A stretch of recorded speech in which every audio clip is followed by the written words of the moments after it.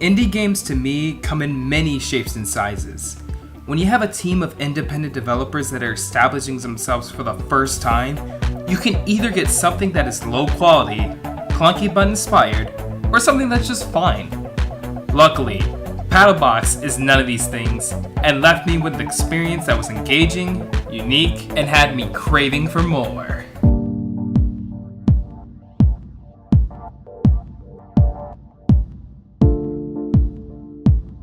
Pato Box is an indie game developed by Bromio, a small indie studio from Puebla, Mexico. The game is inspired by the look of different graphic novels and comics, specifically by the style of Frank Miller from SimCity and 300 fame. It was successfully funded by Kickstarter, gaining around $11,000 in crowdfunding. The graphics in Pato Box are a mixture of 2D hand drawings and 3D models.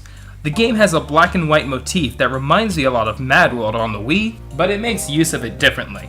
2D drawings are used for characters in the world, and the 3D models are only used within the objects in the environment. It at times can be a little taxing on the eye since the entire game is in black and white, but I easily got used to it after 20 minutes. Gameplay in Pato Box is spread into two different segments. For the majority of the game, you will be exploring the different floors of the Deathlock building. Each one of them has a unique theme to them, and they do not overstay their welcome. You will be exploring a casino, a laboratory, a meat factory, and sewers. Each area has their own puzzle gimmicks and bosses designated for them, and the bosses offer up a great challenge while you learn about them through their mannerisms and the way to beat them. These bosses are in hand-drawn fights similar to Nintendo's Punch-Out series, where all you can do is dodge and punch high or low. Each boss has a distinctive theme and personality for their respective fight. For example, there's this chef-looking dude who fights with his stirring spoon, lobster, and cooking pot, and you have to use the different ingredients to add to said pot to distract them for an opening. All the bosses implement these puzzle gimmicks, and my personal favorite is this dubstep boss, where you have to dodge negative orbs, gather positive orbs, and attack the enemy, all in rhythm to the music. The music of the game was composed by Abigates, and works for the mood that Pato Box was going for. The tracks have this techno and synth-pop feeling to them that I found distinct and really nice to listen to. I especially liked the timing theme, which I found myself humming a lot after I finished the game. Pato Box's story follows, you guessed it, Pato Box, a Duckman boxing champion betrayed by his own corporation left to die. He goes rogue in order to find the truth about his betrayal, who he is, and to achieve freedom from Deathlock. Adventuring through this plot had me very intrigued.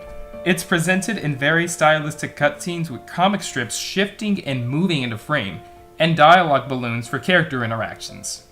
The player can find optional letters, hints for the fights, and biographies in the environment, piecing together the world akin to BioShock.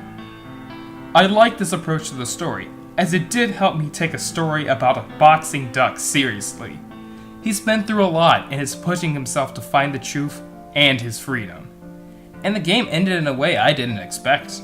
I won't give away any spoilers, but you should see the story to the end. And don't forget to get all those patokens. My negatives of the game are very minor, but worth bringing up. While I still went back and found all the patokens, certain ones that are hidden in plain sight felt difficult to find when combined with the black and white background. And during one point, my game froze during the casino area, and I had to start over from the beginning of the level. This can easily be fixed in a patch, and I do hope the console ports won't have this problem. Pato Box took me around 10 hours to complete.